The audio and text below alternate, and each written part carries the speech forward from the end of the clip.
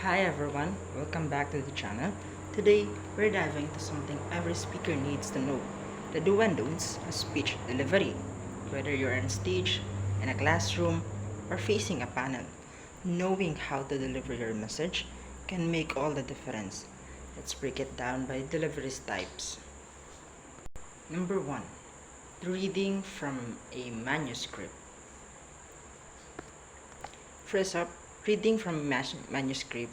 This is when your entire speech is written out, and you're reading it word for word.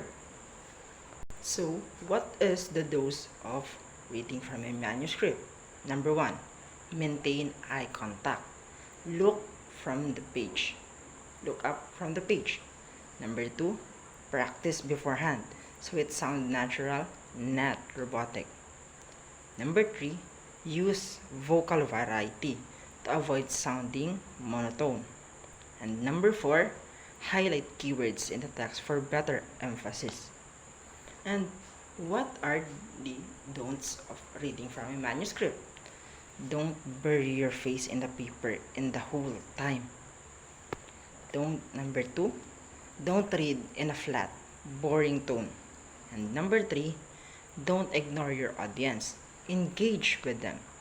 And number 4, don't rely solely on the script. Know your material.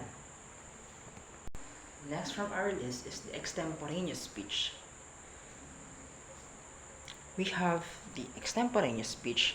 This one is all about speaking naturally with the help of a notes or an outline. So what are the do's of extemporaneous speech? 1. Use keywords or bullet points, not a full sentence. Number 2, practice multiple times to master the flow. And number 3 is adjust your delivery based on audience reaction. Number 4, stay flexible. You don't have to say it exactly to the same every time. And that's all for the extemporaneous speech, the do's. And how about the don'ts? Don'ts is 1. Don't memorize every word. It defeats the purpose. Number 2, don't speak without preparation. This isn't improve. Number 3, don't overload your notes. Keep it simple and readable. That's all for extemporaneous speech. How about impromptu speech? Impromptu speeches are unplanned or off-the-cuff moment. Think class, recitation, or sudden interview question. And what are the do's of impromptu speech? Stay calm, take a few seconds to gather your thought. Stick to a simple structure like a point, example, or conclusion. Number 3, speak clearly and confidently. And number 4, keep it short and on topic. How about the don'ts? Number 1, don't panic or freeze. Don't ramble and aimlessly. Don't try to impress. Focus on being clear. And number 4, don't make up facts.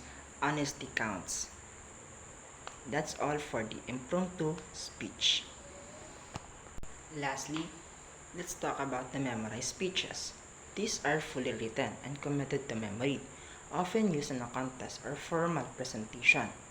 One of those is the rehearse and gesture and expression to avoid sounding robotic. Number 2, break your speech into section for easier recall. Number 3, visualize your speech like a story. And number 4, have a recovery strategy in case you forget a line. And how about the don'ts of memorize? Number 1, don't sound like you're reciting. Perform it. Number 2, don't rely on your memory. Understand your content. And number 3, don't freeze if you forget. Improvise and move on.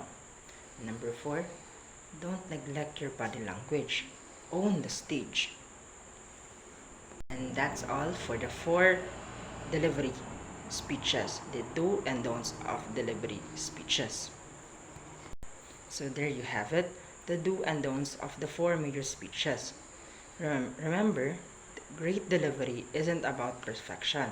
It's about connection, practice, stay calm, and speak from the heart. If you found this helpful, hit that like button, hit like that button, subscribe, and let me know if the comment which speeches type you find the most challenging.